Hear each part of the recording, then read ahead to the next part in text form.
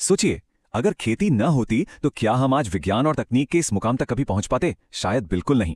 आज की इस बेहद दिलचस्प चर्चा में हम एक ऐसे सफर पर निकलने वाले हैं जिसने पूरी मानव सभ्यता को आकार दिया है।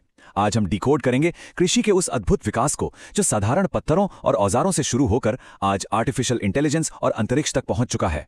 तो चलिए सीधे गहराई में उतरते हैं, करीब 12,000 साल पीछे चलते हैं। उस समय आदि मानव का जीवन सिर्फ शिकार करने और जंगलों से खाना इकट्ठा करने तक सीमित था।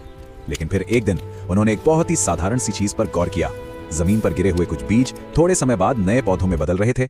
बस शुरुआत में इसी ऑर्गेनाइज्ड फार्मिंग ने ही दुनिया की पहली महान सभ्यताओं की नींव रखी थी।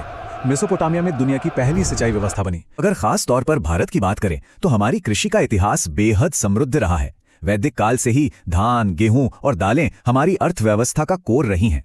लेकिन फिर 18वीं और 19वीं सदी में इंडस्ट्रियल रिवॉल्यूशन ने खेतों में भारी मशीनों की एंट्री करवा दी। लोहे के हल और ट्रैक्टरों ने पूरी तस्वीर बदल दी और भारत के लिए सबसे बड़ा गेम चेंजर साबित हुई 1960 के दशक की हरित क्रांति, जो ड्रोन उड़ाएगा, डेटा एनालाइज करेगा और आर्टिफिशियल इंटेलिजेंस की मदद से अपने खेतों को मैनेज करेगा। और अब हम जिस दौर की तरफ बढ़ रहे हैं वो किसी साइंस फिक्शन फिल्म से बिल्कुल कम नहीं है। खेती का कल जो अब हकीकत बन रहा है। सोच, लेकिन रुकिए, हाइड्रोपोनिक्स से भी एक कदम आगे है एरोपोनिक्स। हमारा ये सफर सिर्फ पृथ्वी तक ही रुकने वाला है? बिल्कुल नहीं। स्पेस एग्रीकल्चर यानी अंतरिक्ष में खेती अब कोई कोरी कल्पना नहीं है। इंटरनेशनल स्पेस स्टेशन में वैज्ञानिक पहले से ही पौधे उगाने के सफल प्रयोग कर रहे हैं। टारगेट एकदम साफ है।